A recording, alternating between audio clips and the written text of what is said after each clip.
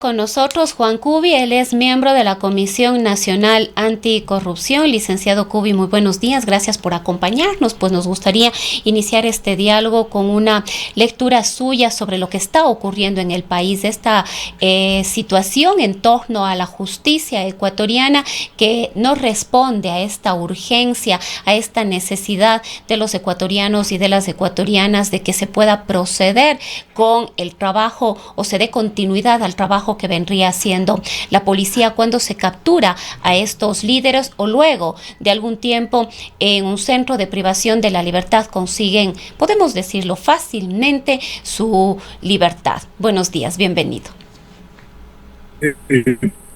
Buenos días, Susana, por el espacio. Mire, creo que estamos asistiendo a algo que algunos hemos advertido desde hace mucho tiempo, un proceso de descomposición institucional peligrosísimo para el país. No es solamente la justicia, que es lo más obvio a la luz pública, son otras instituciones. Fíjese el descrédito en el que ha caído el Poder Ejecutivo, el Poder Legislativo, no se hable de la Administración en General de la Justicia. Hay instituciones que usualmente no tenían una imagen tan deteriorada como las Fuerzas Armadas. Vi el último, hace unas 2 semanas, una encuesta donde por primera vez baja del 50% de aceptación. Es decir, hay una crisis general del sistema en este país y yo no veo que existan voces ni intenciones que no solamente apunten a resolver ese problema de fondo, sino que realmente quieran hacerlo. Ahora, Juan, aquí hay un dilema, podemos decir así, ¿no? Cuando se trata de integrantes de estas bandas narcodelictivas y el poder que éstas tienen frente a los jueces que deben tomar las decisiones en torno al futuro de estas personas. Hay situaciones en las que los jueces están siendo cooptados. Otro tema, como ocurre generalmente, sobre todo en Esmeraldas, de lo que hemos podido conocer, estas amenazas. Entonces nos preguntamos cómo actúa un juez al que se le amenaza con acabar con su vida o se le advierte de que se conoce dónde estudian sus hijos o de atentar contra sus familiares. En algún momento se llegó a hablar de estos jueces sin rostro, pero hemos podido hacer algunas lecturas de que los derechos humanos a nivel internacional y el derecho también de las personas a acceder a la justicia no permiten estos jueces sin rostro y que a la final no dan el resultado esperado. Como decía, es un dilema entre exigir que efectivamente se haga justicia, de que los jueces cumplan con su labor, pero de otro lado están también estas amenazas o estas cooptaciones. A ver, Rosana, yo creo que hay que asumir el problema desde dos ópticas, desde dos puntos de vista. El uno del problema estructural, yo aquí en esta radiovisora lo he hablado varias veces, ¿no? Uh-huh. Es decir, mientras persista la pobreza que genera a su vez violencia, marginalidad, es bien difícil resolver el tema del narcotráfico. Mientras el narcotráfico sea un negocio global, un negocio geopolítico, va a ser imposible que un Estado pequeño como el del Ecuador lo pueda neutralizar. Pero ese es un aspecto estratégico, ¿sí? No es que yo voy a decir, mientras no se resuelve esa, no hay nada que hacer. El otro tema es lo que usted señala. Si tenemos una crisis institucional que está presente, que se evidencia día a día en estas decisiones que usted señala. Y frente a eso, bueno, hay que tomar medidas.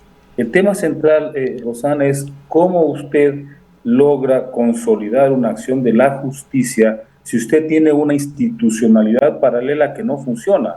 Por ejemplo, el vínculo que cada vez es más evidente entre bandas criminales, narcotraficantes, carteles y políticos impide tomar medidas concretas o medidas eficaces para resolver ese problema, porque eso implica, por ejemplo, hacer leyes, aprobar una serie de protocolos y de medidas que puedan blindar y proteger a la Administración de Justicia. Pero si la Administración de Justicia es parte del reparto político, ¿qué se puede esperar, Rosana? Pero además, Juan, hablamos de que el narcotráfico ha permeado ya al Estado ecuatoriano y además diversos analistas han coincidido en el hecho de que efectivamente el narcotráfico y estas otras actividades que se relacionan con la narcodelincuencia definitivamente no podrían darse, o al menos en la magnitud en la que se están viviendo, si es que no hubiese desde el Estado ecuatoriano cierta permisividad actividad desde el propio gobierno, ciertas acciones que permiten y facilitan que estas actividades se ejecuten y se realicen. Rosana, desde hace décadas se viene advirtiendo sobre el riesgo del narcotráfico y las bandas criminales. Y lo que nunca se entendió es que se van convirtiendo en un actor político. ¿A qué me refiero cuando hablo de un actor político? Es decir, un actor que le disputa el poder al Estado y a los otros segmentos de la sociedad. Y un poder Entonces, económico poderosísimo. pero es un poder político. ¿Por qué es un poder político? Mire, lo que yo advierto no es solamente lo que usted señala, hay un proceso de desterritorialización del Estado ecuatoriano, es decir, pérdida de la, digamos, de la autoridad del Estado en importantes territorios, pero también pérdida de la capacidad de la sociedad de controlar esos territorios. Entonces usted ve que las Esmeraldas y las zonas fronterizas prácticamente están a merced de un Estado paralelo.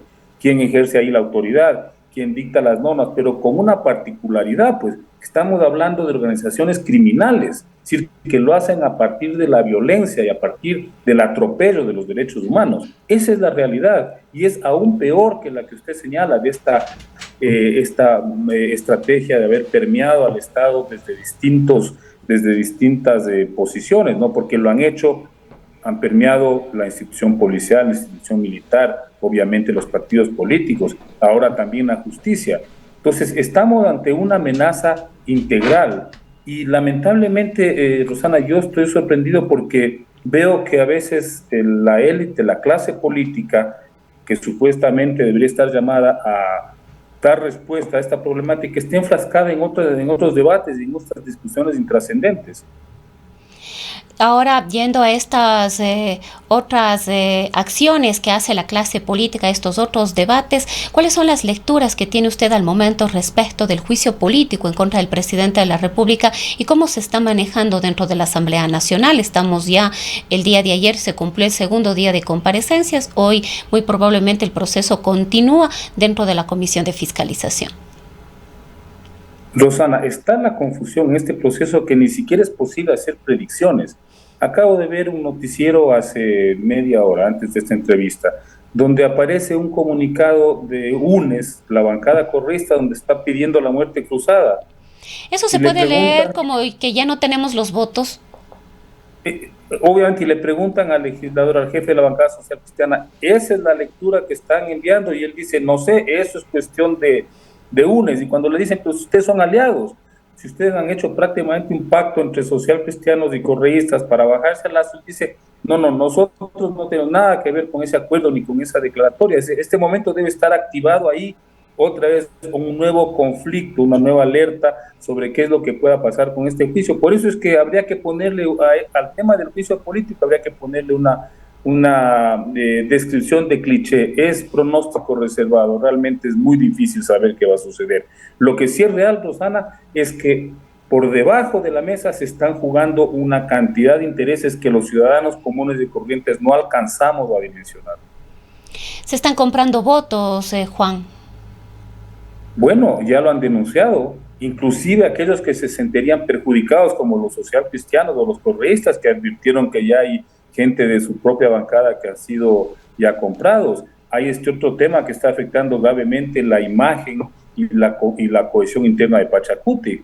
Y a mí, mire, creo que hace 3 o 4 semanas yo escribí un artículo precisamente advirtiendo que la única estrategia que le quedaba al gobierno en ese momento era la compra de votos. Nada nuevo en nuestra historia parlamentaria, en nuestra historia política. Pero además todo este juicio político se está dando cuando estamos a muy pocos días de que la Asamblea Nacional renueve sus autoridades.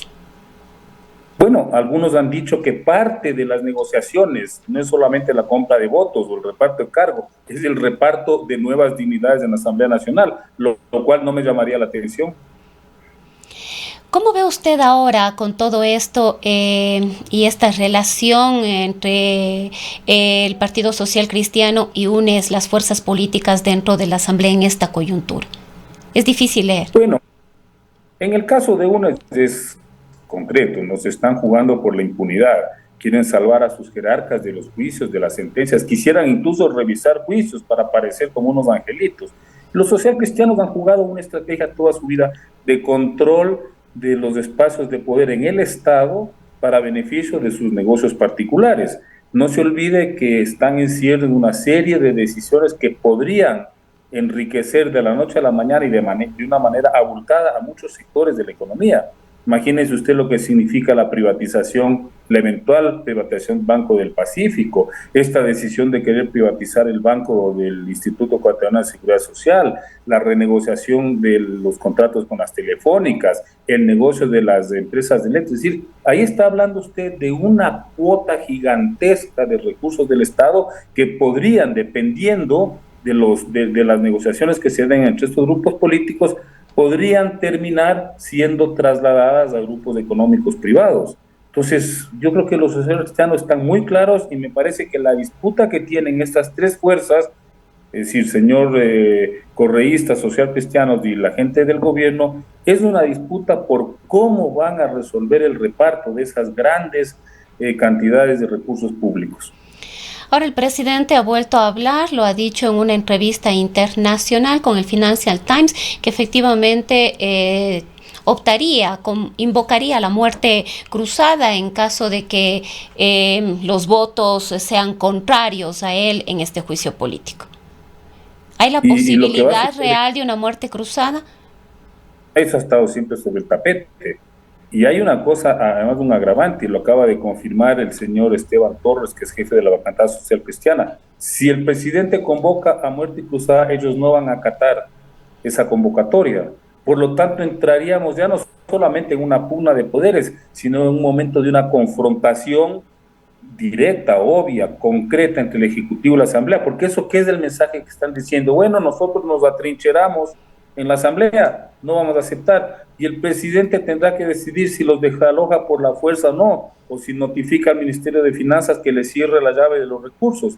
Ahora, eso implicaría que el país ya entra en no solamente en una descomposición de las instituciones, sino en un caos institucional absoluto. Ahora, Juan, todo este problema que vemos dentro de la Asamblea Nacional, de una u otra manera, digamos, entre la Asamblea Nacional, Legislativo y Ejecutivo, de una u otra manera se traslada también a las provincias. ¿Y cuánto podría pesar lo que pasa en las provincias? Aquí mismo, en la provincia de La Suay, se han empezado a dar cambios, se ha advertido de cambios en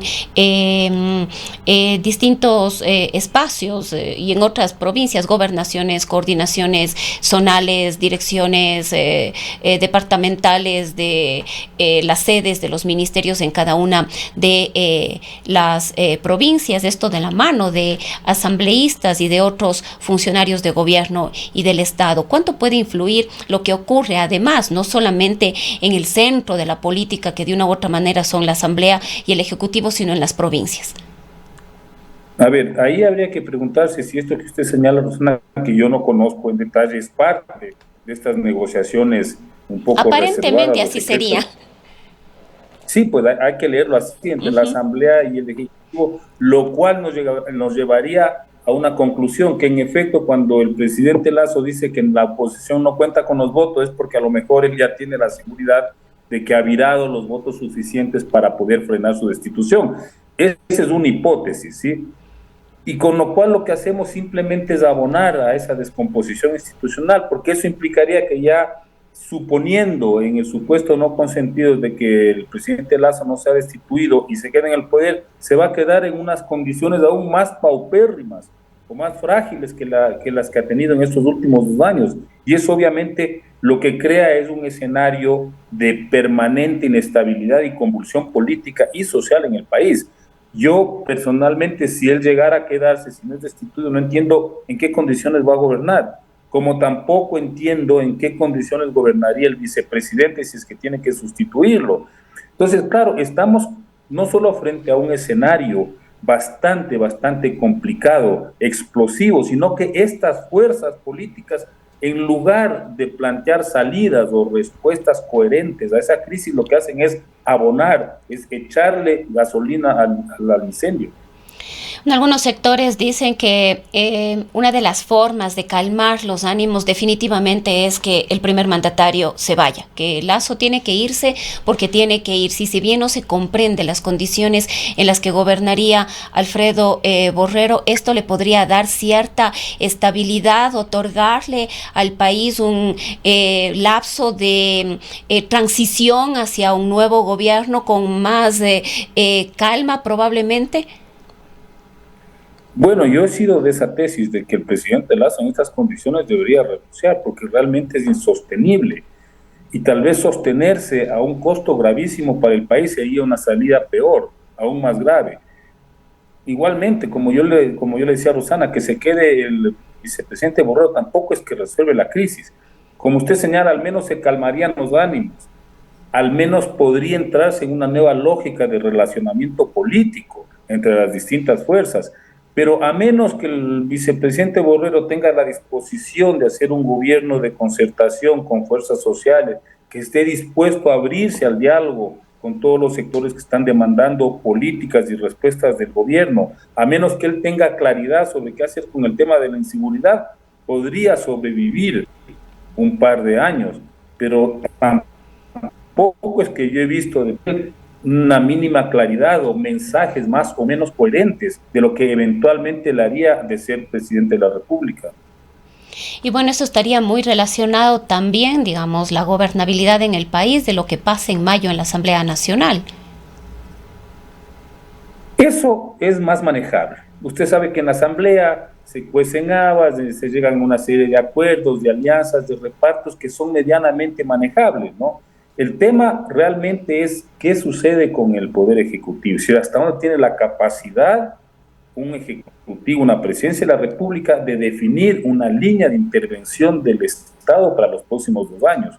Eso es lo más complicado, porque ahí no solamente tiene que negociar con la Asamblea, sino que tiene que negociar sobre todo con los sectores sociales, que son los que están más descorazonados, más desesperanzados sobre la política, y que es un sector que a cualquier momento, a cualquier, digamos, insinuación, podría empezar a movilizarse, a exigir, a demandar, a copar las calles. Es una realidad, eso no lo podemos nosotros desestimar. Entonces, ¿qué va a hacer un gobierno, por ejemplo, frente a esas fuerzas sociales que hacen una lucha política permanente?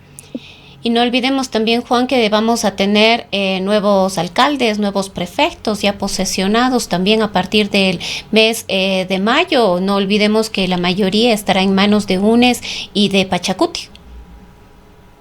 Fíjese que en ese sentido yo más bien percibo que hay cierta cautela de las autoridades. Al menos, he escuchado a los dos principales alcaldes del país, las ciudades de Quito y Guayaquil, que son las ciudades más grandes, decir que ellos no están de acuerdo con generar caos, con que se empiecen a resolver los problemas políticos desde la movilización, porque obviamente no les conviene.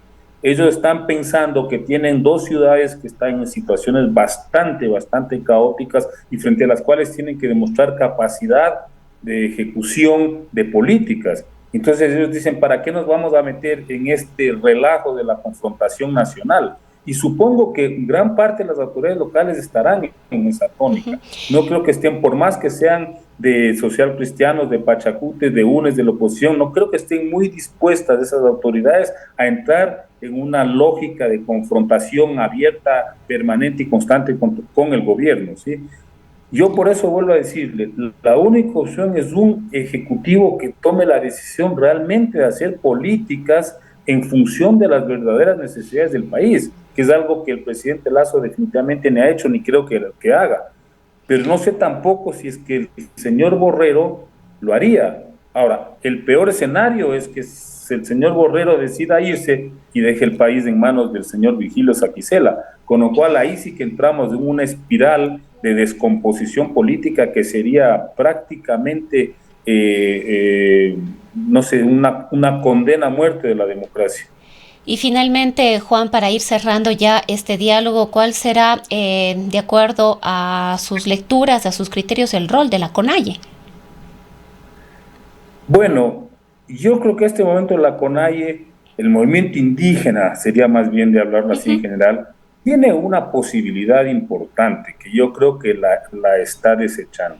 En este caos, siendo un movimiento estructurado con una fuerza política real, creo que el movimiento indígena y Pachacútec en conjunto son la primera fuerza política de este país, no electoral, política, porque tienen representación, tienen presencia territorial y tienen capacidad de movilización, algo que de la que carecen en conjunto las otras fuerzas políticas.